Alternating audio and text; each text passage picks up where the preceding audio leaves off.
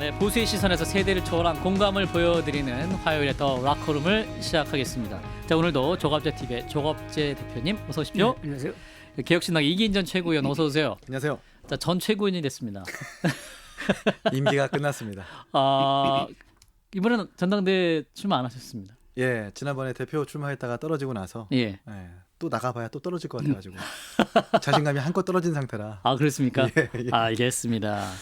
자, 이제 특검 수사 상황부터 짚어보면 좋을 것 같은데 이기인 전 최고 좀 마음이 좀 불편하실 것 같아요. 이제 김건희 특검에서 이준석 대표의 자택과 의원에 관 사무실을 압수수색했습니다. 이게 전당대 그 다음 날이었어요. 자, 이준석 대표 입장부터 듣고 옵니다.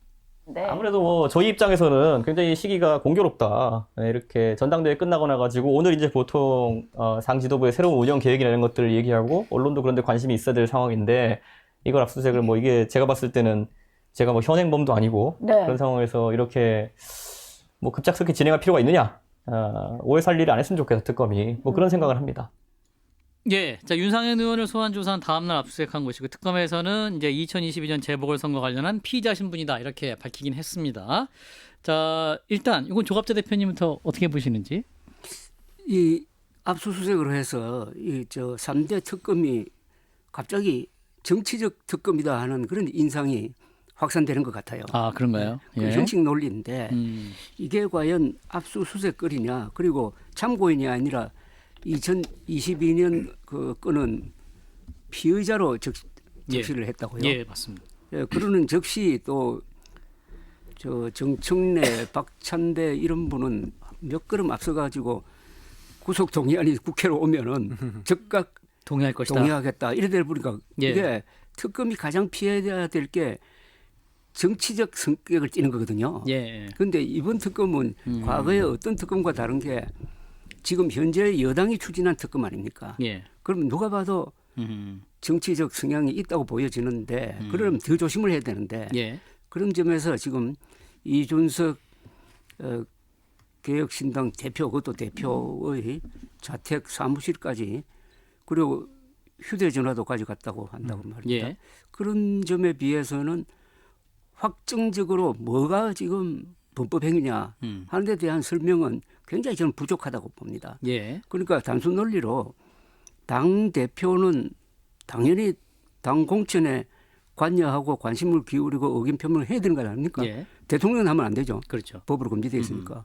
그 행위의 범위 안에서 지금 일어난 걸 가지고 이렇게 상당히 좀 난폭한 수사를 한다?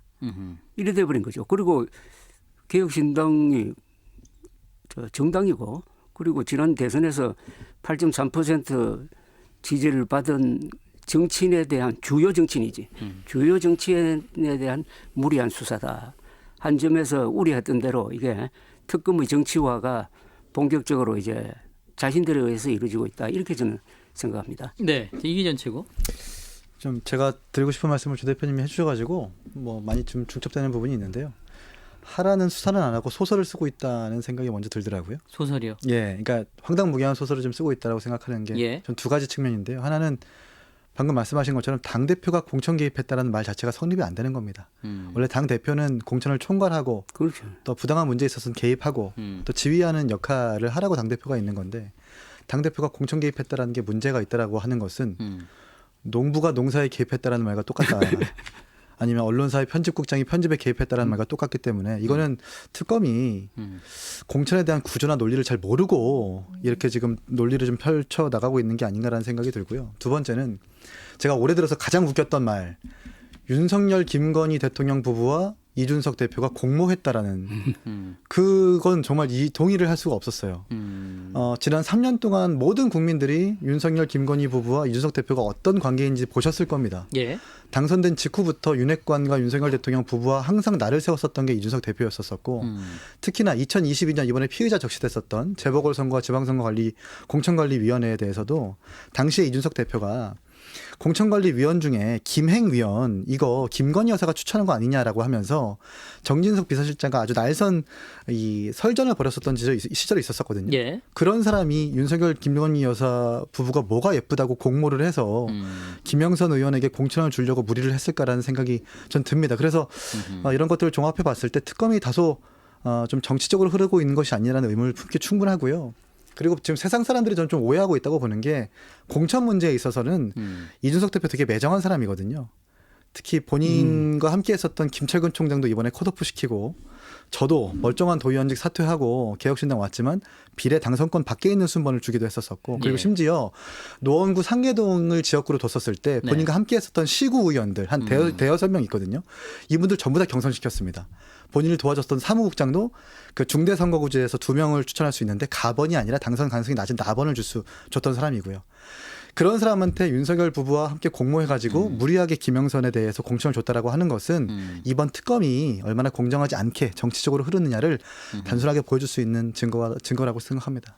자, 근데 말씀하신 대로 이제 당시 당대표 신분이었고 이제 특검이 수사하는 것은 윤석열 부부와 명태균 씨의 공천 개입 의혹 논란에 관한 수사이기 때문에 이제 당대표가 무슨 공천 개입이 성립하느냐 이 부분이잖아요. 네. 그런데 당시 이제 재보궐선거 때 공천됐던 분이 김영선 전 의원이고 칠불사회동도 조사할 예정이다라고 이제 특검이 밝히고 있단 말이죠. 그럼 그 연장선상에서 뭔가 그 의혹이 있다라는 게 특검의 수사 방향인 것 같은데. 그러니까 2024, 칠불사회동은 2024년이었었고 네.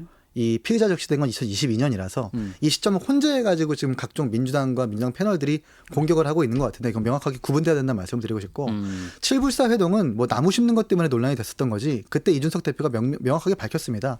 김영선 의원이 비례를 달라고 했길래 우리는 거절했다라고. 거기서 사실 끝난 문제라서 거기에서 뭔가 더 나올 거라는. 아니요. 그러니까 2020년 재보궐선거에 김영선 의원이 그 공천됐던 거잖아요. 네. 그러니까 2024년도 2024년도 같이 연결되는 흐름이 있는 것이 아니냐. 네, 그거 이제 특검 모르겠습니다. 그 흐름이 예. 누가 제기했는지 모르겠지만 예. 그 흐름은 없다. 왜냐하면 개혁신당의 입장이어서 2024년이었었고 예. 2022년은 국힘이었기 때문에 그 예. 흐름을 연결해도 좀 무리가 있다고 보고요. 2022년에 지금까지 나왔었던 진술, 예, 예. 증언, 뭐 문자 메시지를 종합해 보면 예. 이준석 대표가 명태균 씨한테 그렇게 문자 보내지 않았습니까? 경선이라던데요. 예요. 예. 그거는 김영선 의원 입장에서는 청천벽력과 같은 소리일 겁니다. 단수 공천이 아니라 예. 그때 당시에 국민의힘의 공천 기조로 가는 게 경선이었는데 그 말을 옮긴 것은 그냥 국민의힘이 기조를 그대로 전달한 것뿐이거든요.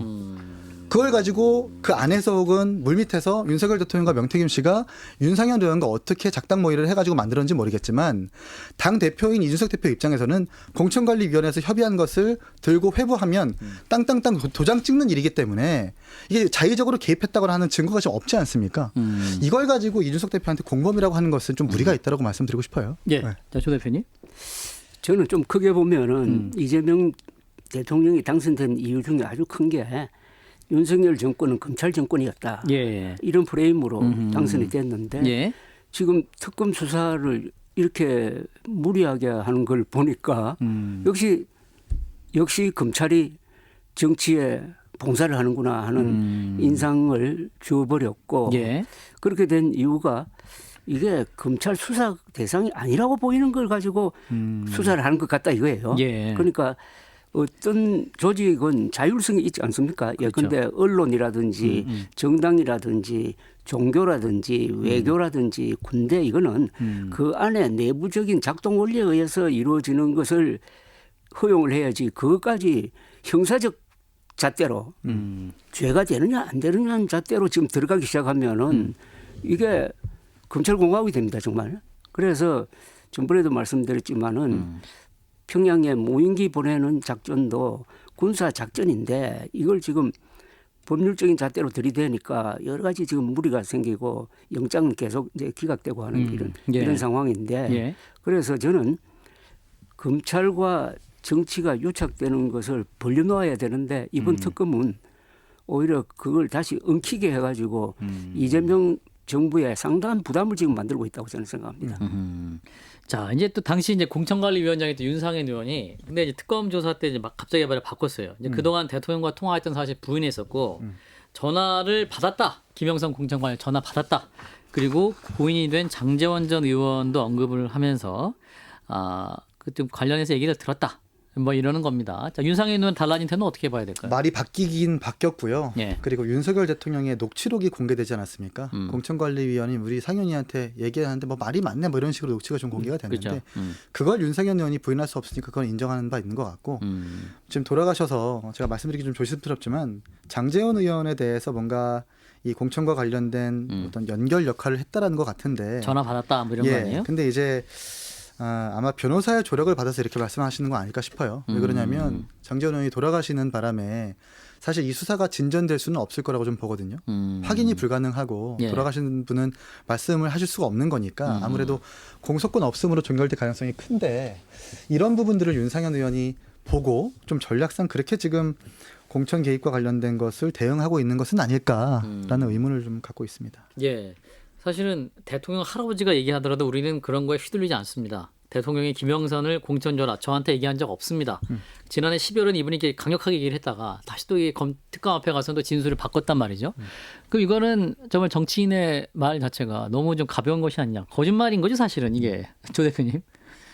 아니 그 녹취록이 나온 게 아니라 녹음이 나온 거죠. 예. 그죠? 녹취까지 전화 통화 내용인 거죠. 전화 통화 예. 그걸 내용이 이제 녹취록으로 공개되니까 그게 대해서는 뭐 어떻게 저항을 할 수가 없잖아요. 예. 그렇지만은 정치인이 말을 바꿀 때는 설명이 있어야 된다고 이야기합니다. 예. 말을 바꿀 수 있지만 있을 때는 국민들한테 그 이유를 설명할 수가 있어야 되는데 예. 설명해야죠. 설명 안 하면은 그 이제 거짓말에 부담을 지게 되는데. 근데 그런 설명을 잘한 분이 몇 분 계신데 우리나라 김대중 전 대통령, 아 그런가요? 그다음에 윈스턴 처칠 같은 사람들. 예. 윤상현 의원은 설명을 제대로 할 수 있을까요? 제가 볼 땐 더 녹취가 많이 나올 거라고 좀 보고요. 예. 그리고 윤석열 대통령이 보유하고 있었던 핸드폰이 압수수색된 걸로 알고 있는데 예. 거기에서 어떤 녹취가 나왔는지 아직 검찰이 공개를 하고 있지 않고 있어요. 그리고 특검도 마찬가지고요. 예. 아마 가지고 있을 겁니다. 윤상현 의원을 조사할 때 예. 물을 걸 묻고 안 물을 걸 안 물었다라고 하는 것은 기존에 알고 있는 것은 안 묻고 모르는 것은 물었다라고 저희가 좀 심증을 가질 수 있는 건데 많은 증거를 갖고 있으니까 윤상현 의원을 불렀을 거고 거기에 따라서 또 다른 이제 사실관계들이 나올 거라고 보고요. 이 시점에서 이 지점에서 이준석 대표가 개입할 여지가 있었느냐 이것도 사실 수사의 어떤 한 지점이라고 생각을 하는데 거기에 대해서는 이준석 대표가 되게 좀 무지했던 것 같아요. 그러니까 이런 부분들, 그러니까 뭐 서로 이준석 대표 모르게 어쨌든 그 입당 전에도 윤석열 대통령 입당 전에도 이준석 대표에 대해서 상당히 안 좋게 봤다라는 것 아닙니까? 뭐 싸가지 없는 뭐 사람이라든지 뭐 이런 말들을 예. 모 당직자와 이야기를 하면서 예. 이준석 대표가 상당히 안 좋게 바라봤는데 그런 점에서 봤을 때 이런 부분들까지 이준석 대표가 면밀하게 논의를 한다거나 협조를 구했을 것 같지는 않고 말이 통하는 윤상현 의원이라든지 장재원 의원 통해서 공천관리위원 차원에서 김영선 의원의 어떤 공천을 만들었을 가능성이 크고 그걸 가지고 최고위원회 회부를 해서 거기서 처리했을 가능성이 크다라고 생각을 합니다. 예, 이제 이준석 대표 휴대전화도 지금 제출된 상태인 거죠. 예. 예. 어제 그러면, 제출한 걸로 알고 예, 있습니다. 제출된 상황이고 또 이준석 대표 얘기는 그 통화 녹음도 뭡니까 어디에 저장돼 있다고 하지 않았습니까? 보통 이제 자동 녹음이 되고 자동 녹음이 되고 보통 자동 녹음을 하면 네이버 클라우드나 예, 클라우드에 저장이 아이클라우드 된다. 같은 건 자동으로 이제 설정만 해놓으면 아. 바로 저장이 되니까. 아하. 근데 이제 그 형사소송법을 봐도 전체 모든 녹취를 다 가져갈 수는 없고 그렇죠. 관련된 혐의의 녹취만 가져갈 수 있는 거거든요. 예. 예, 그래서 뭐 그것들은 뭐 변호사 입회 하에 또는 이준석 대표의 동의 하에 뭔가 뭐 녹음을 더 가져간다거나 뭐 이렇게 옮길 가능성이 있어 보입니다. 근데 이 대통령이 자당의 공천에 개입한 것은 과거에는 관리였거든요. 그러니까 총재였잖아요. 총재가 예. 저 몇십 명의 명단을 딱 명수. 쳐가지고 내려보내고 하는 이런 식으로 했는데 나중에 법이 바뀌어가지고 아. 당무에 개입하지 못하겠다는 법이 적용된 거를 처음 사건으로 만든 게 윤석열 박근혜 전 검사 대통령의 아닙니까? 그죠? 예. 예. 그러니까 박근혜 당시 대통령이 자신이 믿는 후보를 돕기 위해서 그 여론조사 뭐 시킨 거 이걸 딱 걸어가지고 그게 아마 징역 2년 예, 나왔을 맞습니다. 겁니다. 그러니까 그게 딱 윤석열 대통령의 발목을 잡은 거죠. 지금 대통령이 공천에 개입했다 해가지고 형사사건 된 거는 이게 처음이죠. 네. 두 번째죠. 그렇죠. 두 번째죠. 두 번째죠. 두 분 다 윤석열 대통령 또는 검사를 매개로 해가지고 이루어졌는데 예. 그렇다면 앞으로 대통령 중심자에서는 이런 일이 계속 반복될 수도 있어요. 그러니까 이 제도적으로 어떻게 이런 문제 해결하느냐도 한번 생각해 봐야 돼요. 사실 대통령이 또 그 같은 당 소속이기도 한데 그러니까요. 그 중요한 선거를 앞두고 관련된 인물 굉장히 많을 텐데 아무 말도 안 하고 가만히 침묵을 지키고 있을 수 있느냐. 아니, 그것도 그렇고 예. 사실 그 집권 여당 아닙니까? 예. 그러니까 저랑 손발을 맞춰가지고 일을 하는 사람들을 뽑아내는 건데 예. 그러면 대통령 입장에서는 좋은 사람들을 구별하고 선별할 수 있는 전 권한과 어떤 임무라고 그럴까요? 그 힘을 좀 가져도 된다고 생각을 하거든요. 근데 결국 대통령도 공무원이니까 그러니까. 정치적 중립성을 기해야 되니 예. 여기에 개입하지 말라고 우리 법이 지금 막고 있는 거죠. 이 부분 사회적으로 한번 뭐 논의를 해봐야 대화도 될 해보고 논의를 좀 해봐야 될 계기가 필요해 보입니다. 뭐 예. 상향식 공천을 하면은 이런 문제는 사라질까요? 상향식 아무리 말은 상향식 공천이어도 결국 구조를 어떻게 짜느냐 당해서 그러니까. 그 문제인데 예, 전 지금까지 상향식 공천한다고 해서 제대로 된 상향식 공천을 전 한 번도 본 적이 없거든요. 예. 근데 이제 국민의 송원석 원내대표가 이제 이준석 대표에 대한 압수수색에 대해서 국민과 함께 분노한다 이렇게 또 비판했거든요. 그럼 그냥 그 같이 비판해 주는 거라 그 공감하시면 되는데 우리 또 천하람 원내대표가 국민의힘은 관심을 꺼주세요. 네. 그러니까 지금 같이 할 수 있는 그 같이 야당끼리 힘을 모으시면 아니, 좋을 텐데 뭘 또 관심 끄세요. 뭐 이렇게 사안에 매몰차게. 대해서 분노해 주시는 건 고마운데 네. 윤석열 대통령 김건희 여사에 대해서 한 몸처럼 활동했었던 국민의힘과 네. 3년 내내 비판했었던 개혁신당이 어찌 같겠습니까? 그러니까 네. 좀 너나 잘하세요 싶고요. 예. 그리고 지금 국민의힘이 다른 당의 연민이나 동정을 가질 여유가 사실 없잖아요. 부정선거와 계엄과 탄핵에 허우적대면서 사실 본인들 몸도 건사하지 못하고 있는데 어딜 오지랖 부리고 있느냐라는 취지에서 천하람 대표가 얘기한 걸로 이해하고 있습니다. 예. 자, 그 특검 수사 관련해서 또 이제 화제가 되고 있는 게 이제 김건희 씨의 목걸이죠. 지금 이제 김건희 씨 오빠 김진우 씨가 7시간간의 특검 조사를 받았다고 하는데 이 목걸이가 사실은 지금 처음에는 지인에게 빌린 것이라고 했다가 다시 또 모조품을 구입한 것이라고 했다가 다시 또 친오빠에게 사줬던 모조품을 다시 빌린 것이다. 계속 해명이 바뀌고 있습니다. 이게 이제 명품 목걸이인데 수천만 원짜리라는 거 아니에요. 근데 이제 모조품이다. 뭐 이렇게 얘기를 하고 있는데 좀 이해가 안 되는 부분이 좀 많네요. 그러니까 진술의 번복 정도가 너무 심합니다. 처음엔 현지에서 조달했다고 했었어요. 근데 그런 다음에 지인에게 빌렸다고 했다가 모조품을 사서 오빠한테 선물을 했는데 예. 그걸 다시 빌렸다라고 말이 이렇게 바뀐 거거든요. 근데 이제 지인 A와 지인 B 정도로 헷갈린 것도 아니고 자기 오빠한테 선물한 것을 헷갈릴 수는 사실 없는 예. 것 아니겠습니까? 예. 그러니까 수사가 되면 될수록 시간이 지나면 지날수록 이 출처와 경위가 너무 확 달라지는 거라서 보통 이제 이 범죄 구성 내지는 그런 걸 추적을 할 때 그렇게 진술하는 사람들의 공통점은 이게 외부로부터 청탁의 목적으로 받았다거나 뭐 이러한 약간 좀 깨끗하지 못한 목적의 어떤 고가품일 때 보통 이렇게 진술을 바꾸기도 한다고 하더라고요. 네. 그런 점을 봤을 때 특검이나 수사기관에서 어떤 청탁 목적으로 통일교에서 발견된 그 고가의 목걸이 영수증처럼 어떤 사업 내지는 이권에 관계된 것은 아닌지 수사할 필요성도 있겠다라는 생각이 듭니다. 예, 사실 목걸이가 또 이게 장모의 오빠의 장모님 댁에 있는 사돈 댁에 보관하고 있는 거잖아요. 그것도 참 그 보관하는 장소도 공교로워요. 대표님 어떻게 봐야 그런데 됩니까? 이 사안도 결국은 법에 위반되는 것은 재산 공개에 빠졌다는 그 부분이죠. 네, 그렇죠, 그렇죠. 예. 그 아주 작은 부분입니다. 그죠? 네. 그런데 액수를 가지고 모조품으로 하면 한 500만 원 이하 되면 뭐 안 해도 되는 신고 대상이 모양인데 아니다, 뭐 이런 아닌데 얘기죠. 지금 걸려 있는 사안이 아주 작아요. 그런데 흥미를 유발하는 것은 대통령 부인이 일종의 짝퉁을 장사에서 되느냐 안 되느냐 하는 여기인데 저는 그 김건희 씨 이야기 들어보면은 그런데 뭐 낭비할 필요가 있느냐 빌리든지 아니면 짝퉁 뭐 그런 마음도 있었지 않을까 하는 생각이 들어요. 그러니까 그런데 이 짝퉁을 착용했을 때 심리적 변화가 있답니다. 그러니까 아주 흥미로운 조사가 있었는데요. 진품만 짝품을 샀을 때 그러니까 이런 어떤 게 마음이 드나요? 그 명품 선글라스하고 가짜 짝퉁 선글라스를 예. 한 100개씩 사가지고 나눠줬답니다. 나눠주면서 가르쳐줬대요. 당시 쓰고 있는 것은 명품이고 짝퉁이다. 라고 나눠준 다음에 반대로 나눠준 다음에 그냥 나눠준다. 여러 가지 그 인성 테스트를 했답니다. 예. 그러니까 희한하게 짝퉁 선글라스를 쓴 사람들이 인성 테스트에서 점수가 제일 낮게 나오더래요. 그게 아주 신비하다고 그래요. 그래서 짝퉁을 쓰면은 나도 짝퉁이다 하는 이런 자기 비하를 하는 거 아니냐 하는 생각이 드는데 저는 아주 고가 이 목걸이를 차면은 장점이 하나 있을 것 같아요. 그러면 찬 사람이 자신감이 생기잖아요. 그래서 사는 거군요. 자신감도 생기고 뭔가 의젓하게 보이잖아요. 그러면 행동도 의젓해질 것 아닙니까? 그런데 짝퉁을 하면은 자기가 아니까 좀 쪼그라들고. 그래서 영부인 정도 되면 짝퉁을 해서는 안 되겠다는 그런 교훈을 하나 남기고 있는 거 아니냐 하는 생각이 드네요. 썸네일 나왔네요. 예, 또 조갑자 대표님 이렇게 명품에도 일각에 있으실 줄은. 자, 이긴천 최고는 어떻게 보세요? 명품.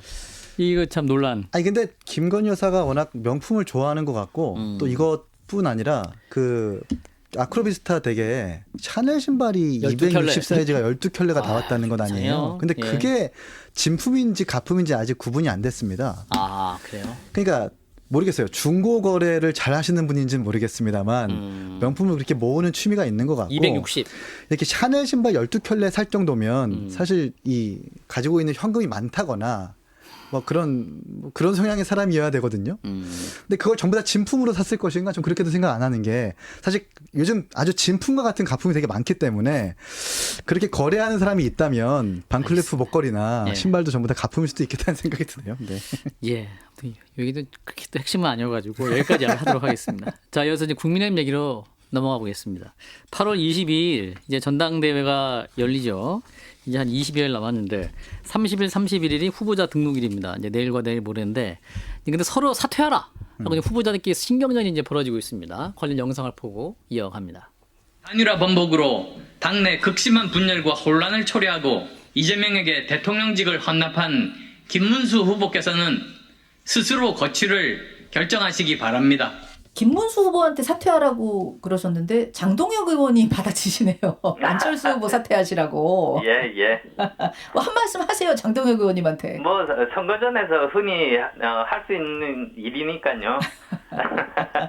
알겠습니다. 넓은 마음으로 웃고 넘어가시네요. 제가 예, 나중에 예. 장동혁 후보님 나오시면 또 그냥 질문 뭐 드리죠. 기가 막혔어요. 기가 막혀서요? 그 요구가? 네. 예, 자, 안철수 국민의힘 의원 이제 당대표 후보에 출마를 하셨고 사실은 이제 이 말씀 듣고 좀 약간 생경했던 게 이제 안철수 의원이 한동훈 전 대표랑 김문수 후보도 나와라. 원래 초반에는 이렇게 말씀하셨거든요. 네. 나와서 같이 경쟁하자 이렇게 말씀할 때 이번에 또 사퇴하라고 말씀하셔가지고 근데 또 이제 장동혁 의원이 안철수 의원에 사퇴해야 된다 서로 이렇게 설전하고 있습니다. 조 대표님. 그런데 안철수 의원의 말은 논리로서는 성립은 되죠. 아, 그런가요? 그러니까 이번에 당무 감사를 해보니까 감사를 해보니까 김문수 전 후보 측도 문제가 있었다. 그러니까 한덕수 교체론. 당신은 권한대행 아닙니까? 그죠? 네. 단일화 하겠다는 이야기를 여러 번 했고 그걸 믿고 후보로 뽑아주었는데 막상 안 하더라. 그 책임도 인정해야 한다고 했잖아요. 예. 그 부분을 걸고 아하. 이제 사퇴하라고 한 건데 당무감사 결과를 그것 보고 말고도 저 말바꾸기가 몇 분 있었죠. 5월 3일이죠. 그때 뽑혔을 때 수락연설에서 사전투표를 폐지하겠습니다라고 했습니다. 그러다가 나중에 사전투표 임박하니까 전후 설명도 없이 사전투표 하자고 하더라고요. 그러니까 이분이 부정선거를 믿는 분인데 뭐 그런 분까지 포함하면은 지금까지는 한덕수 또는 저 권성동, 권영세 세 사람을 많이 몰아붙였는데 사실의 전모를 보면은 이번에 안철수 의원의 문제 제기는 타당성이 있다고 저는 생각을 합니다. 네. 그렇군요. 김문수 후보 사퇴론 타당성 일리 있다. 예. 이긴 최고는? 전 다 사퇴했으면 좋겠어요. 아니 사실 안철수 후보도 사퇴하고 아니, 그러니까 김문수 후보도 사퇴하고 결국 장동혁 이제 의원도 탄핵 사퇴하고. 찬성이냐 반대냐 당론을 어겼느냐 마느냐 주제를 가지고 좀 사퇴 운운하고 있는데 예. 이건 건강한 전당대회로 저희가 평가할 수는 없겠죠. 그래서 사실 전 그래서 한동훈 대표의 책임이 좀 커졌다라는 생각이 들어요. 이번에 안 나오신 거에 대해서. 예, 결국 이제 이 탄핵 찬성이냐 반대냐를 더 넘어서 좀 뭐라 그럴까요? 국민의힘이 어떤 정당으로 나아가야 하는지에 대한 비전을 좀 명확하게 영향력 있게 제시해야 되는 그 의무를 가진 사람이 한동훈 대표라고 좀 봤거든요. 예. 근데 이제 불출마를 해버리니까 사실은 그냥 영향력이 조금은 다소 부족한 이른바 조금 과격하게 말씀드리자면 전당대회가 아니라 잔당대회가 됐다. 탄핵에 왜 또 이렇게 아니, 그러니까 다른 당이 그러니까 그거예요.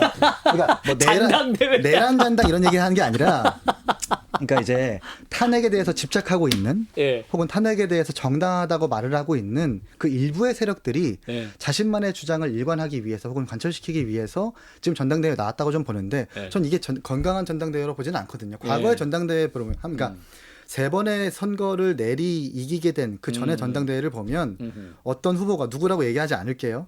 후보자들한테 능력 검정 시험을 봐야 된다고 하고 무조건 후보자 공천은 경선을 해야 된다고 하고. 누군지 알겠습니다. 바로. 네, 근데 예. 이제 결국 정치인들이 고난과 고충을 겪을지언정 국민들에게 환영받을 만한 아젠다와 담론을 던지니까 부정선거를 주장하는 사람들도 예. 기존에 구태라고 평가받는 사람들도 그 볼륨이 줄어들고 새로운 비전이 더 부각되는 시기였거든요. 사실 그런 식으로 전당대회가 가야 된다고 생각하는데 너 사퇴해라 나 사퇴해라 너 잘못이다 내 잘못이다 이렇게 얘기하는 순간 그냥 거기에 답습하고 거기에 머무르는 겁니다. 그런 점에서 봤을 때 조금 비전 경쟁도 아니고 그렇죠. 그냥 누가 잘못했고 네가 잘못했고 뭐 내가 당론을 잘했고 어겼네 마네요 뭐 탄핵이 좋네요 마네요 이런 전당대회로는 잔당대회다. 국민의힘이 혁신을 할 수가 없다라는 평가를 그러면서 한동훈 전 대표의 불출마가 네, 아쉽다는 좀 말씀. 냉정한 평가를 내리고 싶어요. 조 대표님? 네. 그 불출마 선언문을 보면은 상당한 전략은 들어있더라고요. 한동훈 대표. 그러니까 예. 윤 어게인이냐 보수 어게인이냐를 그렇죠. 결정하자. 그러면서 당원 혁명론을 피력을 했더라고. 당원들이 들고 일어나야 된다. 아, 예, 예, 그러면서 자신은 당원들을 각성시키는데 현장에서 뛰겠다. 이런 맞아요. 이야기를 했어요. 예, 맞아요. 예. 나는 그대로 하면은 당원 혁명이 일어날지도 모르겠다는 생각이 들어요. 그러니까 우리는 지금 보면은 거의 대부분이 지금 80%의 당원들은 역시 관성대로 선택을 할 거다. 그럼요. 하면은 뭐 누가 될지 뻔한데 네, 네. 그게 아니고 지금 언론과 여론이 압박을 하고 이 한동훈 전 대표가 홀가분한 입장에서 불쏘시개 역할을 하면서 예, 근데 한국의 보수는 이승만, 박정희, 김영삼으로 이어지는 위대한 문명 건설 세력인데 과연 윤석열, 김문수, 전한길한테 이 왕좌를 넘기겠느냐. 그러니까요. 여러분 선택하십시오. 뭐 이런 식으로 상당히 자존심에 호소하면서 그분들이 정의감을 자극할 수 있는 논리를 갖고 있다고 봅니다. 저는 한동훈. 예. 그거 한번 지켜볼 만하다고 생각해요. 근데 아까 한동훈 누굽니까? 이 정동혁 장동혁. 예. 장동혁이죠. 예. 이분이 판사 출신 아닙니까? 판사 출신입니다. 그 부장판사. 논리가 아주 난 재밌다고 봐요. 아. 그 누굽니까? 안철수 보고 사퇴하라는 게 네. 당론을 거부했다는 거거든요. 아. 그 당론이라는 게 탄핵 반대 맞습니다. 당론 아닙니까? 탄핵 차. 근데 네. 그 결과적으로 탄핵 반대는 헌법을 위반한 걸로 밝혀진 거 아닙니까? 그죠? 4월 4일 그래가지고 그 당론보다는 헌법이 훨씬 더 위에 있다고.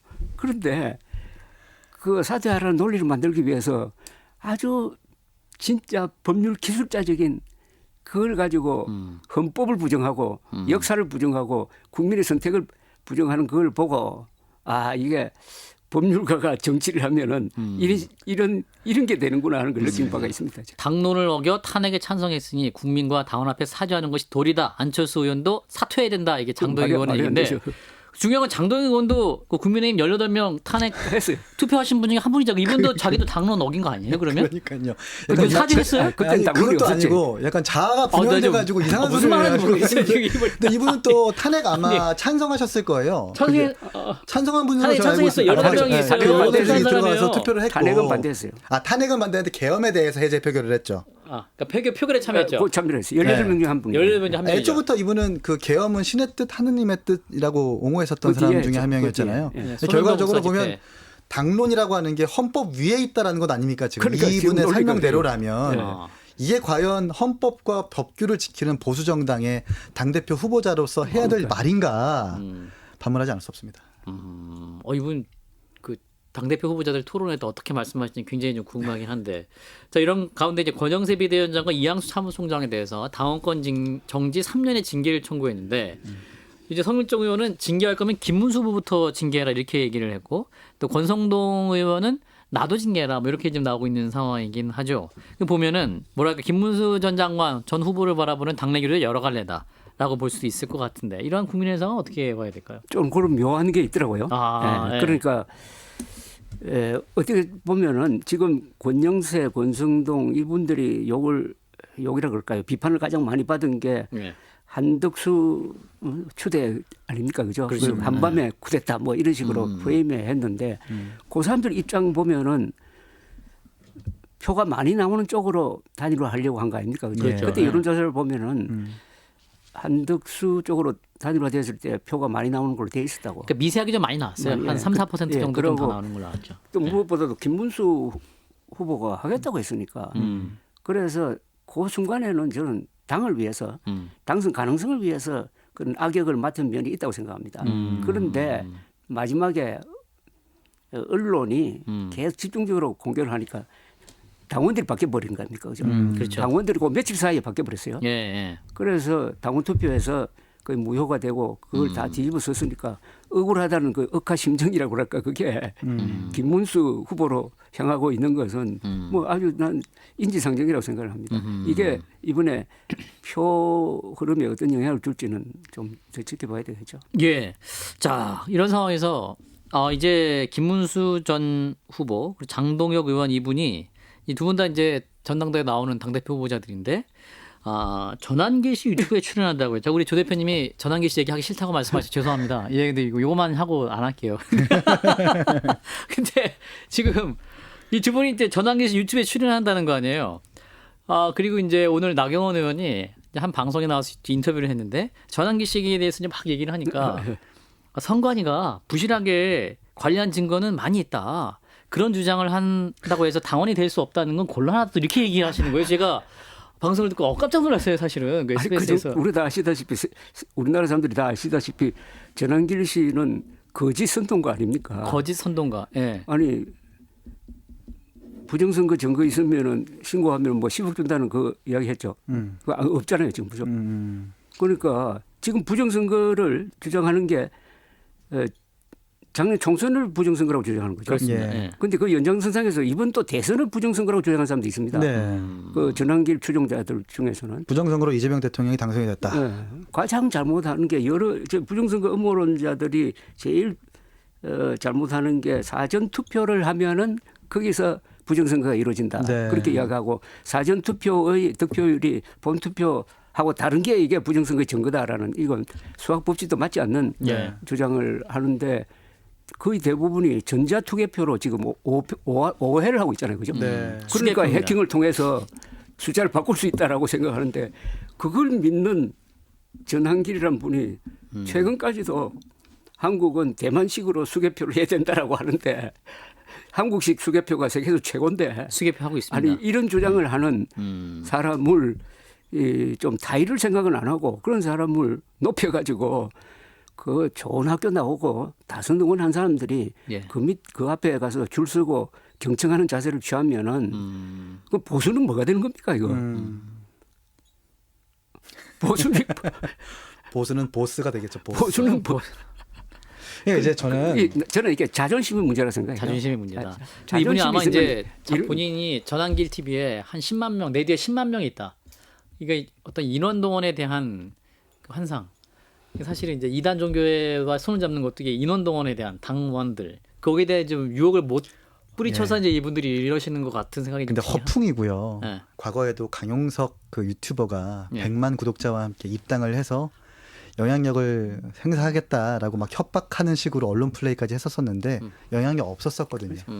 이분 그냥 소위 말하는 뻥쟁이예요. 뻥쟁이. 뻥을 좀 심하게 치는 사람이고. 전환길 씨의 뻥쟁이. 예. 전환기 씨는 뻥쟁이다. 저는 한편으로는 예. 김문수 장동혁 후보가 전환길 유튜버 나가서 출연하는 거나 예. 뭐 김영훈 노동부 장관 지명자가 김어준 유튜버 나가서 하는 거나 좀 똑같다고 생각을 해요. 두 유튜버 모두 다 음모론의 어떤 진원지이기도 하고 두 유튜브 모두 다 부정선거를 한때 주장했었던 사람들이기 때문에 결코 우리 국가와 사회의 건강한 것들은 아니라고 생각을 합니다. 예. 다만 이 사람들을 이 당에서 어떻게 대하느냐가 문제인데 너무 지금 전환길 씨를 뭔가 영웅시하는 사람들이 또 있고 너무 좀 강력하게 반발하다 보니까 이 사람을 자꾸 띄워주는 맛이 있는 것 같아요. 예, 자꾸 이 사람이 어떤 영향력이라고 할까요? 볼륨을 좀 키워주는 듯한. 때리면 때릴수록 커집니까? 그럼요. 저희도 다루면 다루지 말까요? 안 다뤘으면 좋겠어요. 사실 이제 어느 정도냐면 네. 조중동 유튜브까지 나가가지고 뭐 부정선거에 그러니까. 대해서 설파를 맞아요. 하고 있는 상황이라서 적어도 저희 같은 경우에는 부정선거가 없다라는 걸 모두 다 공통적으로 알고 있고 거기에 대해서 이렇게 심도 있게 다루진 않지 않습니까? 근데 그거 주제를 토파보면서 자꾸 부정선거가 있는 것처럼 국민들한테 전파하는 것은 매우 부적절하고 정당에서 사실 이것을 빨리 커트를 해줘야 되는 건데 그렇게 하지 못한다는 게 제일 큰 문제다. 과거에도 부정선거론자 내지는 이런 음모론을 설파하는 사람들에 대해서 입당을 막아본 적이 있었었고 강용석 유튜버의 복당도 그 과거 당대표가 막았던 전력이 있습니다. 예. 의지가 있으면 하는 건데 지금 의지가 없다고 좀 봐요. 그러니까 지금 특검이 제일 잘못하고 있는 게 네. 내란 특검은 부정선거 음모론을 수사를 해야 된다니까요. 이거 사회악 아닙니까? 네, 그렇죠. 이런 사회악이 네. 어디 있어요? 코로나보다 더한 정신적 바이러스인데. 그러니까요. 이제 그런 부분을 또 특검이 제대로 다뤄주면 좋겠다라는 말씀까지 듣고요. 자, 이어서 8월 1일이 한미 관세 협상 종료 시한입니다. 그래서 정부가 이제 막판 협상에 총력을 다하고 있는 가운데 북한의 김여정 부부장이 한미 동맹을 비난하는 담화문을 발표하면서 정동영 소무장관이 이런 말을 했습니다. 한미연합 군사훈련 조정을 대통령에 건의할 생각이다라고 말을 했는데 일단 대통령실 발언을 듣고 이어갑니다. 정동영 통일부 장관에게는 김여정 북한 노동부 부부장의 담화문에 대한 의견을 물으면서 평화적인 분위기 안에서 남북 간의 신뢰 회복이 중요하다고 강조했습니다. 이에 정동영 장관은 지난 몇 년간의 적대적인 정책으로 인해 남북 간 불신의 벽이 높은 만큼 평화 정착을 위해 노력하겠다고 대답했습니다. 예, 자 한미연합 훈련 사실은 이제 북한이 가장 또 신경 쓰는 부분이기도 합니다만요. 한미연합 훈련이 되게 대규모이기도 하고 북한이 안보적으로 좀 되게 큰 위협으로 느끼면서 또 본인들에게도 굉장히 신경을 쓰는 문제이기도 한데 이 부분은 이제 정동영 장관 언급을 했는데 조 대표님 어떻게 드셨습니까? 예, 한미 훈련을 중단시키라는 이야기가 극적으로 나온 게 2018년 6월 싱가포르에서 김정은을 만나고 나온 트럼프 대통령이 국방장관이나 이런 사람들하고 상의하지도 않고 예. 바로 기자회견에서 거기에 드는 돈 아깝다. 돈을 주로 따졌어요. 예, 맞습니다. 그래서 훈련 안 한다고 하니까 예. 다 의리둥절을 하고 그것을 복구하는데 한국과 미국의 그 군사 당부자들이 얼마나 고생했는지 모릅니다. 아니 평화 시에 훈련을 안 하는 것은 그 전투 안 하겠다는 겁니다. 그러니까 미국은 이런 아마 기준도 있을 거예요. 훈련을 어느 정도 안 한 군인은 전투에는 투입 안 한다는 훈련과 전투는 하나거든요. 그런데 이게 북한에 대해서 우리가 가지고 있는 굉장한 카드고 그런 주장을 하려면은 미국과 더구나 한국의 국방부가 좀 의논을 해야 될 것 아닙니까? 그렇죠. 그 의논도 안 하고 더구나 김여정이가 아주 모욕적인 이야기를 했는데 그걸 딱 받아가지고 이런 주장을 딱 던져버리니까 이거는 이재명 대통령에게도 큰 부담이고 지금 한미 간에 이 안보 지금 이 통상 협상이 본질은 안보 협상일 가능성이 있습니다. 거기에도 또 이상한 걸 던질 것이고 아마 트럼프 대통령은 북한, 러시아, 중국을 한 묶음으로 생각할 거예요. 예. 그러니까 이재명 정부가 북한의 저자세를 취하는 것은 중국의 저자세를 취하는 거라고 해석할 가능성이 있습니다. 그러니까 2018년의 미중 관계와 지금의 미중 관계는 또 많이 달라졌거든요. 그렇죠. 그런 점에서 이건 너무나 중대한 문제에 대한 너무나 경솔한 이야기라고 생각을 합니다. 그렇게 전략적 판단을 더 심도 있게 해야 그렇죠. 되는 것인데. 그런데 이거는 대통령실에서 정리를 해줄 필요가 있고요. 예. 그렇죠. 통일부만의 의견이다. 뭐 이 정도 좀 그렇죠. 끊어준다거나. 이 정도는 해줘요. 예. 그러니까 저는 이제 근거 없이 북한에 대해서 화해 손길 내미는 것, 그 진보 정권의 뭐 이른바 종특이라는 건 알고 있는데 이 한미 군사연합에 대한 조정을 더 나아가서 조정에 그치지 않고 더 나아가서 9.19 군사 합의까지 다시 복원하겠다라고 지금 정권에서 들고 나오지 않습니까? 예. 근데 그 이제 남북 신뢰라는 외피를 두르고 있지만 그 실상을 좀 뜯어보면 9.19 군사 합의를 위반한 주체가 북한이고 그 위반 횟수가 3,600회가 넘는다라는 거예요. 서로 총을 겨누지 말자고 합의를 했지만 방사포라든지 그 바다에 닿아 있는 그 포를 연 횟수가 100회가 넘는답니다. 그러니까 합의안은 체결해 놓고 합의할 의지가 없었던 거예요. 이런 상황에서 북한에 대한 어떠한 뭐 면밀한 책임이라든지 단호한 약속을 받아놓는 이런 이행을 하지 않고 그냥 남북 신뢰를 복원해야 되니까 9.19 군사 합의 다시 복원해야 되고 한미 군사 훈련 조정해야 된다라고 얘기하는 거 상당히 위험하고 더 나아가서 동맹국의 결속까지 약화시키면서 이렇게 군사합의 얘기하고 조정한다라는 것은 상당히 섣부르고 경솔한 발상일 수 있겠다라는 생각이 듭니다. 그리고 또 무엇보다 이게 트럼프 대통령이 한미연합 훈련 그리고 그 미국의 비용 부담에서 그게 중요하지 생각하지 않고 있기 때문에 이분이 이 부분이 또 어떻게 불똥이 튈지 모르는 그런 상황이기도 한데 지금 우리 정부가 또 트럼프의 마가 그러니까 Make America Great Again에 빗대서 마스가를 제안했다. Make America Shipbuilding Great Again입니다. 그러니까 이제 미국이 지금 이제 조선업에 대해서 이제 우리 정부와 우리 대한민국 산업까지 협력하고 싶은 이제 그런 부분을 좀 짚어가지고 요걸 지렛대로 관세 협상을 좀 잘할 수 있는 전략적인 판단을 하고 있는 것 같아요. 이 부분은 어떻게 보십니까?